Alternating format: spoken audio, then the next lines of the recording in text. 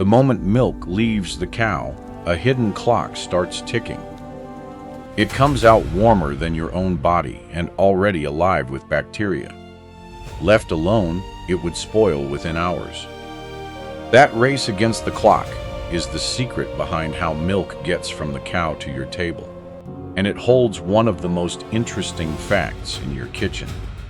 Because the milk in your fridge looks pure white, yet it contains no white color at all. It begins with an animal that is quietly astonishing. A single dairy cow can give dozens of liters of milk in one day, enough to fill bucket after bucket, far more than any calf could ever drink. To make it, her body works like a hidden factory. Rivers of blood flow through her udder, filtered over and over. It can take hundreds of drops of blood to build a single drop of milk. And she only makes it after having a calf. Her body brews the milk to feed her young, and we simply share in the flood. Most of that milk is plain water. The rest is a delicate mix of fat, protein, and a natural sugar called lactose. And she is no longer milked by hand. On many farms, a robot does it. The cow chooses when to walk in. A machine scans her with lasers, finds the teats on its own, and attaches gentle cups. The robot knows each cow by a tag she wears. It remembers her, logs every drop, and offers a snack to tempt her in. Those cups do not simply suck. They pulse, squeeze, and release over and over, copying the way a calf feeds. The cow barely notices. Warm milk flows out, and the clock is already running. Straight away, it rushes through pipes into a chilled tank. In minutes, it drops from body warm to just above freezing. That sudden cold is life or death for the milk. Bacteria breed fast in warmth. Chill the milk quickly and you slam the brakes on decay. The cold comes from a clever maze of metal plates. The warm milk flows on one side, near freezing liquid on the other, and the heat is stolen away in an instant. I find myself wondering where you are listening from right now. A farmhouse in Ireland, an apartment in India, a kitchen somewhere in Mexico. Milk reaches tables in nearly every country on Earth, so I am curious which one you are in today. Not the town, the country. Now, back to the tank. A refrigerated tanker arrives to collect it, cold from farm to factory. But not a single drop is trusted yet. Before anything is unloaded, a sample is tested. They check for traces of antibiotics, the medicines used on sick cows. If even a faint trace shows up, the entire tanker is rejected. One bad batch can ruin a whole load, thousands of liters poured away. The testing is ruthless, and it never stops.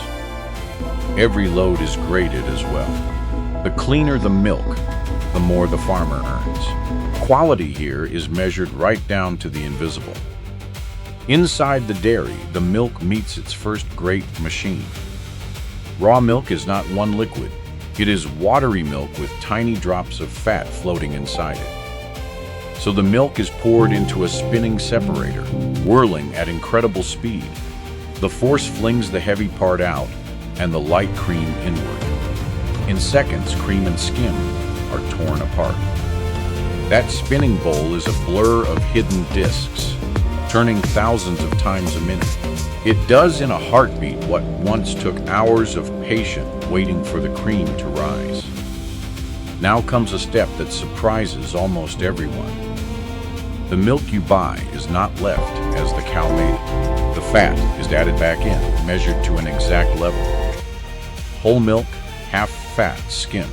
Each one is dialed in, blended to a precise number. Your creamy glass of whole milk is a recipe, not an accident. The cream skimmed away never goes to waste. It is bottled on its own, or churned onward into butter.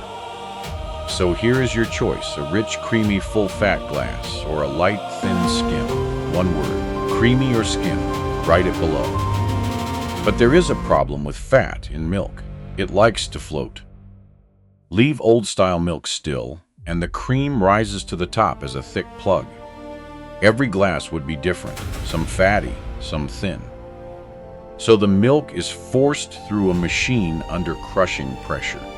It is rammed through holes finer than a needle's eye. That violence shatters the fat into droplets far too small to see. Millions of them, scattered evenly through every drop. Those specks are now so tiny they can never float back up. The cream never rises again. That is why your milk looks the same top to bottom. Old glass bottles once had a plug of cream at the neck, scooped off as a treat. Homogenized milk lost that cream line forever. And yet the milk is still dangerous. It is time to face the bacteria. Raw milk still carries germs that once killed people. So it is heated fast and precisely.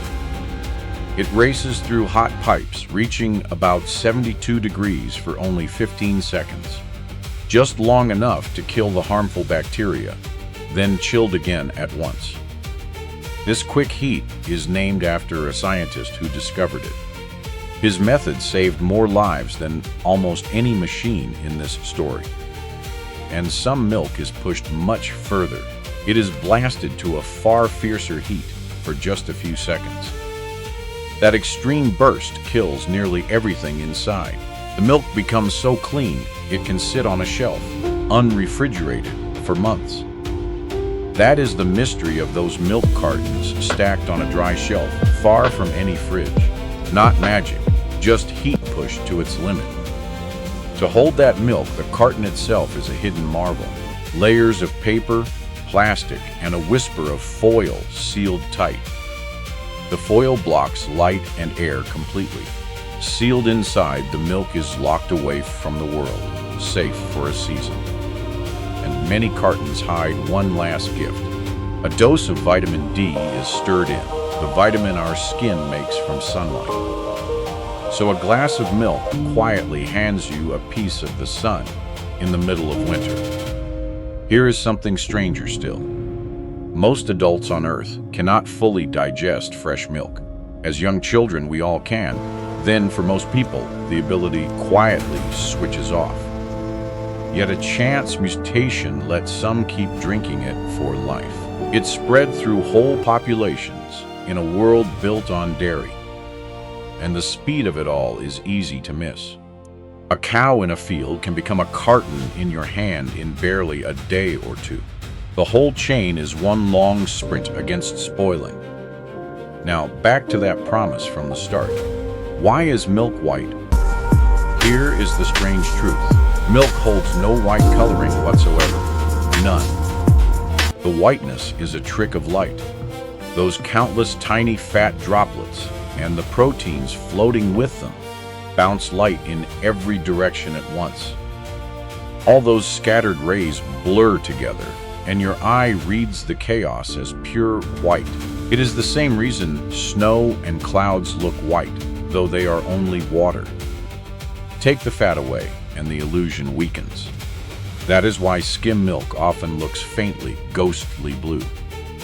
So the color of milk is not a color at all. It is light lost and bouncing inside a glass. Look at the whole journey in a single carton. Milk pulled by a robot, chilled in a heartbeat, tested, spun, and rebuilt to an exact recipe. Its fat smashed too small to see, heated to kill every thread, then sealed behind foil. And behind all of it stands the cow. She eats grass we could never digest, and a world of microbes in her stomach turns it into this pale, glowing liquid. Grass in one end, and a white river of food out the other. That may be the strangest machine in the whole story, and it breathes. I still cannot get my head around one of these. That milk is white, yet holds no white color, just light bouncing in the dark. Which fact surprised you the most?